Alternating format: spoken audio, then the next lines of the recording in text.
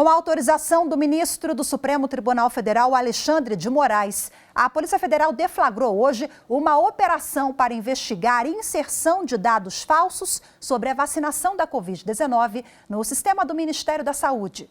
Um dos locais de busca foi a casa do ex-presidente Jair Bolsonaro, em Brasília.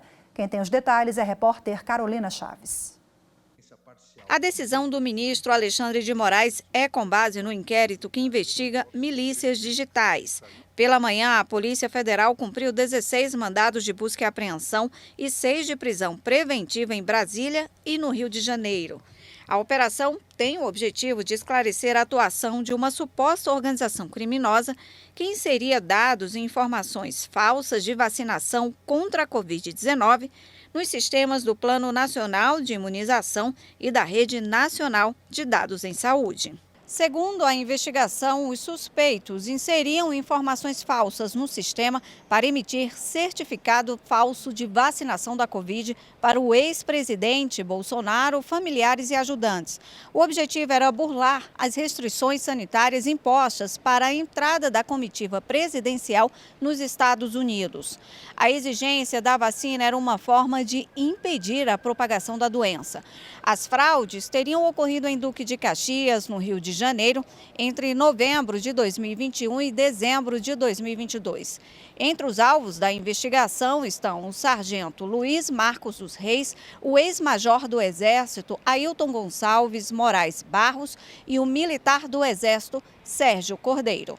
Na operação de hoje também foram presos o ajudante de ordens do ex-presidente Bolsonaro, Mauro Cid, o militar que atuava na segurança presidencial, o PM Max Guilherme e o secretário municipal de Duque de Caxias, no Rio de Janeiro, João Carlos de Souza Brecha. Na casa de Jair Bolsonaro, em Brasília, os policiais apreenderam o celular dele.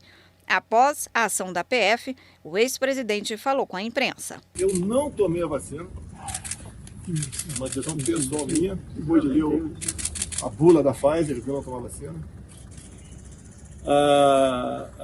O cartão de vacina da minha esposa também foi fotografado. Ela tomou a vacina nos Estados Unidos, na Janssen, né? E a outra minha filha, que eu respondo para a Laura, de atualmente 12 anos, não tomou a vacina também, tem laudo médico tocante a isso. No resto, eu realmente fico surpreso com a busca e apreensão por esse motivo. O plenário do Supremo Tribunal Federal retoma hoje o julgamento da legalidade do indulto individual concedido pelo ex-presidente da República, Jair Bolsonaro, ao ex-deputado Daniel Silveira, condenado pelos crimes de ameaça ao Estado Democrático de Direito e coação no curso do processo. Confira na reportagem de Marta Ferreira. 4 partidos, PDT, Rede, PSOL e Cidadania, pedem a anulação do indulto individual. Alegam que o decreto presidencial violou os preceitos fundamentais da impessoalidade e da moralidade. Apontam ainda que o benefício foi dado quando ainda era possível entrar com recurso, ou seja, antes do trânsito em julgado. Daniel Silveira foi condenado pelo Supremo a 8 anos e 9 meses de prisão em regime fechado por estímulo a atos antidemocráticos e ataques a ministros do tribunal e instituições como o próprio STF. Também foi condenado à perda do mandato, à suspensão dos direitos políticos e ao pagamento de multa de R$ 212 mil. Só que no dia 21 de abril do ano passado, um dia depois da condenação, o ex-presidente Jair Bolsonaro fez um decreto que concedeu perdão da pena de Daniel Silveira. Na prática, o decreto de indulto individual extingue a pena de prisão e o pagamento de multa, mas mantém a inelegibilidade e a perda do mandato. O STF julga se esse decreto é válido e se pode produzir efeitos, uma vez que foi dado antes do caso estar finalizado em definitivo. O julgamento começou na semana passada com as sustentações orais e será retomado agora com o voto da relatora das 4 ações, a presidente ministra Rosa Weber. Mesmo com benefício, Silveira foi preso em fevereiro deste ano no Rio de Janeiro. A decisão foi do ministro Alexandre de Moraes, relator da ação penal que condenou o ex-deputado e ocorreu pelo descumprimento de medidas cautelares definidas pelo Supremo. Entre elas, o uso de tornozeleira eletrônica e a proibição de usar as redes sociais. A presidente do Supremo Tribunal Federal, ministra Rosa Weber, aceitou o pedido formulado pelo ministro Dias Toffoli de transferência para a segunda turma do colegiado. A segunda turma ela contava com uma vaga após a recente aposentadoria do ministro Ricardo Lewandowski. O pedido foi autorizado após consulta aos demais ministros da primeira turma sobre eventual interesse na transferência, observada a regra de antiguidade. A transferência de ministro de uma turma para outra, quando há vaga disponível, está prevista no artigo 19 do Regimento Interno do Supremo. O Supremo Tribunal Federal começou hoje a análise em plenário virtual de mais 250 denúncias contra pessoas envolvidas nos atos antidemocráticos do dia 8 de janeiro. Carolina Chaves explica pra gente. Essa é a terceira leva da análise de denúncias apresentadas pela Procuradoria-Geral da República no plenário virtual do Supremo. 300 envolvidos já se tornaram réus. Caso o STF aceite as novas 250 denúncias, o número de réus vai chegar a 550. Eles respondem pelos crimes de associação criminosa armada, abolição violenta do Estado Democrático de Direito, golpe de Estado, dano qualificado pela violência e grave ameaça, com emprego de substância inflamável contra patrimônio da União e com considerável prejuízo para a vítima e deterioração de patrimônio tombado. Os ministros devem inserir o voto no sistema até a próxima segunda-feira, dia 8. A Justiça Federal do Paraná anulou a condenação do ex-governador do Rio de Janeiro, Sérgio Cabral, por suposta propina nas obras do Complexo Petroquímico do Rio de Janeiro. Ele foi preso na Operação Spoofing, derivada da Lava Jato. Na decisão do juiz Eduardo Apio, da 13ª Vara Federal da Justiça Federal lá em Curitiba, o juiz considerou que a atuação do então juiz Sérgio Moro, que era o responsável pela Lava Jato, foi parcial. A ordem de prisão para Cabral, no caso, já tinha sido derrubada em dezembro, mas a defesa seguia pedindo a anulação da condenação, alegando que poderiam ocorrer novas prisões.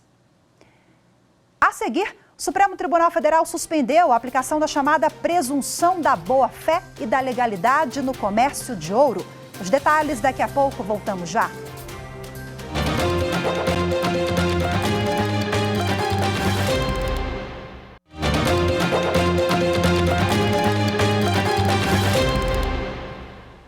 A Justiça do Rio de Janeiro retoma na tarde de hoje, a partir das 3 horas, a audiência de instrução do processo que julga o anestesista Giovanni Quintela.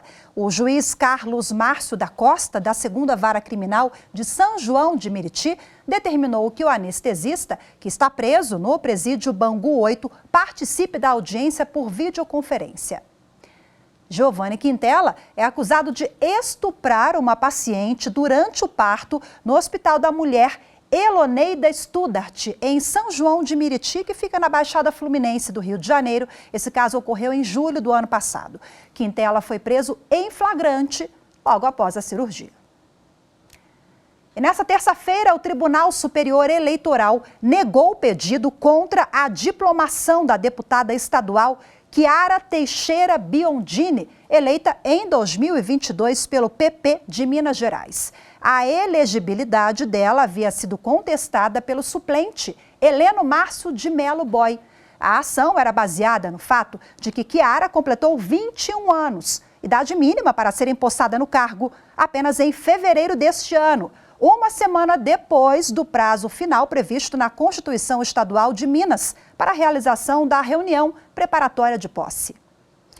No TSE, o ministro Raul Araújo lembrou que o regimento interno da Assembleia Legislativa de Minas Gerais permite a posse de parlamentares num prazo de até 30 dias contados da primeira reunião e dentro desse prazo, Chiara já possui a idade mínima. No caso, a candidata diplomada completou 21 anos em 22 de fevereiro de 2023, tendo tomado posse em data posterior, no prazo regimental, o que demonstra a presença dê condição de elegibilidade na data de sua posse como parlamentar, conforme dispõe o artigo 11, parágrafo 2º da Lei 9.504, de 97. 5. Com isso, nega-se provimento ao recurso contra a expedição de diploma e fica prejudicada a análise do pedido de tutela antecipada por perda superveniente do objeto. Bom, antes de proclamar o resultado desse caso, o presidente do Tribunal Superior Eleitoral, ministro Alexandre de Moraes, destacou que a prática é comum, mas a decisão não abre precedente. Aqui o prazo, e eu decidi isso no recesso em 26 de janeiro, o prazo não só é razoável, como é praxe.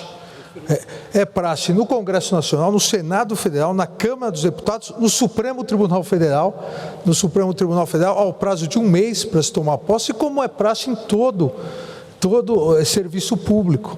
Então não há nada aqui que destoe da regularidade. A Polícia Federal investiga as circunstâncias que envolvem a morte de 8 garimpeiros ocorridas na terra indígena Yanomami. Já foram realizadas as perícias no local e os corpos serão levados para o Instituto Médico Legal. Bom, os corpos estavam na mesma região em que um agente de saúde indígena foi morto a tiros e outros 2 Yanomami ficaram feridos no sábado passado. Os corpos dos garimpeiros foram localizados durante um sobrevoo na região. O Supremo Tribunal Federal suspendeu a aplicação da chamada presunção da boa-fé e da legalidade no comércio de ouro. A decisão foi em plenário virtual. A narração é de Regina Souza.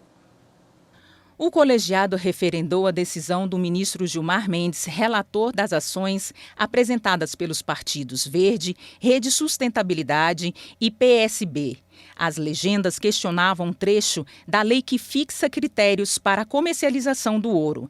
Em seu voto, o ministro Gilmar Mendes entendeu que as mudanças na lei permitiram a expansão do comércio ilegal do minério, porque a chamada presunção da boa-fé e legalidade permitia a compra do ouro confiando apenas nas informações prestadas pelos próprios vendedores, principalmente sobre a origem. Gilmar Mendes determinou que o governo federal apresente, em 90 dias, um conjunto de regras de fiscalização para verificar a origem do metal. A primeira turma do Superior Tribunal de Justiça reconheceu que houve desapropriação indireta na criação do Parque Nacional de Jericoacoara, no Ceará. Mais informações com a repórter Liamara Mendes. O caso envolve o terreno de uma pousada. Com a transformação da área de preservação permanente de Jericoacoara no Parque Nacional, a propriedade teria sofrido desapropriação indireta. Por isso, a dona do imóvel recorreu à Justiça para tentar receber a indenização. O Tribunal Regional Federal da 5ª Região considerou que os imóveis atingidos pela criação do Parque Nacional de Jericoacoara podem ser explorados para atividades turísticas. Dessa forma, concluiu que não houve esvaziamento econômico do terreno da pousada e afastou a ocorrência de desapropriação indireta. A empresa recorreu ao STJ. O relator do recurso na primeira turma foi o ministro Benedito Gonçalves. Ele ressaltou que a Lei 9.985 de 2000 dispõe que os parques nacionais são de posse e domínio públicos, e as áreas particulares incluídas em seus limites serão desapropriadas. De acordo com o ministro, ainda que seja permitida a visitação para recreação e turismo ecológico, o domínio do particular deve ser transferido ao poder público. Por unanimidade, a turma deu provimento ao recurso e determinou a devolução dos autos ao TRF5 para que seja definido o valor da indenização. A seguir, Supremo Tribunal Federal promove seminário sobre bicentenário da primeira Assembleia Constituinte de 1823. As informações em instantes, voltamos já já.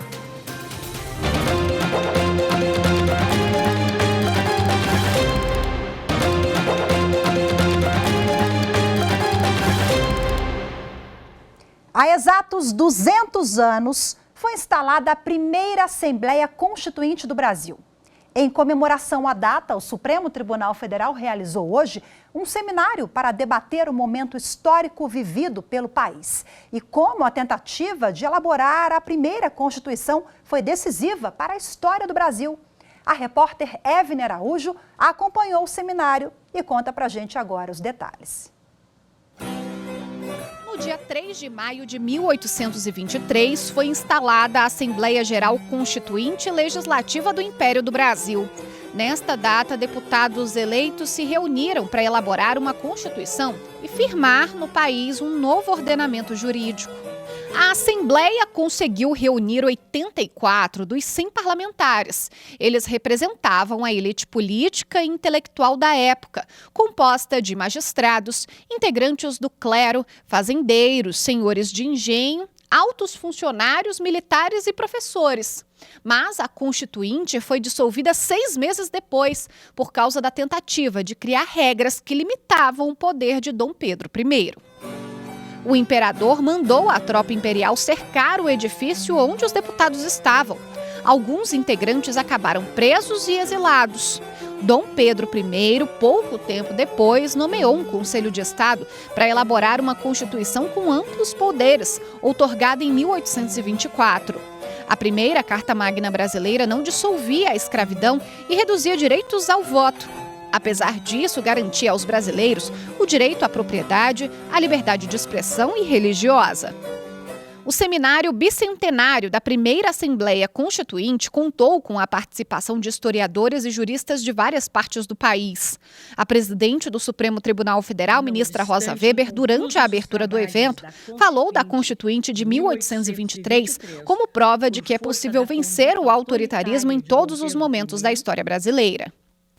Inspirador o legado dos deputados constituintes de 1832 às gerações que se seguiram, tanto no que diz com a defesa da liberdade de exercício de suas prerrogativas, quanto na altivez e independência com que se portaram diante das tentativas de intimidação. A instalação da primeira Assembleia Constituinte também marca o início do parlamento no Brasil. O presidente da Câmara dos Deputados, Arthur Lira, ressaltou que o momento foi fundamental para o enfrentamento dos desafios do país nesses 200 anos. A experiência da Assembleia Constituinte de 23, apesar de curta, muito nos ensinou sobre a dificuldade de equilibrar o jogo de forças no exercício parlamentar, sobre os desafios da representação, sobre a resiliência dos princípios democráticos. Agradeço ao Supremo Tribunal Federal pela oportunidade de participar desse evento, que tenhamos todos proveitosa oportunidade de refletir sobre nossas instituições democráticas, sua fragilidade e, claro, sua força. O presidente do Senado, Rodrigo Pacheco, lembrou que desde 1823 o parlamento atua para garantir o direito dos brasileiros. Poucas vezes em nossa história o poder legislativo brasileiro deixou de funcionar. Quando o foi, deu-se em razão de intervenções autoritárias. As forças políticas na Câmara dos Deputados e no Senado foram centrais para imprimir avanços políticos, econômicos e sociais em nosso país. E até hoje o é. Bom, nos 2 painéis do seminário que ocorreram ao longo da manhã, os palestrantes falaram sobre o constitucionalismo desde 1823 e a continuidade dele até os dias de hoje. O seminário bicentenário da primeira Assembleia Constituinte vai ficar disponível na íntegra no canal do Supremo Tribunal Federal no YouTube, stf.jus.br. A reportagem completa sobre o evento você confere na 2ª edição do Jornal da Justiça. A 3ª turma do Tribunal Superior do Trabalho condenou a empresa Transportes Rodoviários à indenização de R$10 mil ao encarregado de expedição. O empregado foi dispensado por justa causa em razão de suposto ato de improbidade não comprovado. A decisão segue o entendimento de que, no caso da reversão da justa causa nessa circunstância, o dano moral é presumido. Anderson Conrado tem mais informações. O trabalhador era o responsável pelo pagamento das cartas de fretes emitidas em favor dos motoristas carreteiros autônomos, que trabalhavam na filial da empresa em Hortolândia, São Paulo. Ao demiti-lo, a empresa alegou que ele fraudava pagamentos relativos a fretes em cartão criado em nome de terceiro. Segundo a empregadora, o encarregado programava um motorista da frota própria e logo cancelava a programação, como se tivesse errado o registro no sistema. Na sequência, programava a carga de um motorista autônomo, solicitando o pagamento em duplicidade. O empregado conseguiu converter a justa causa em dispensa imotivada no Tribunal Regional do Trabalho da 15ª Região em Campinas, porque a empresa não havia comprovado a conduta ilícita. Contudo, para o TRT, a simples demissão por justa causa, ainda que não provada em juízo e revertida, não gera o direito à indenização quando não tiver causado nenhum dano efetivo ao empregado, a quem cabe prová-lo. O caso chegou ao TST e o relator na terceira turma foi o ministro Alberto Balazeiro.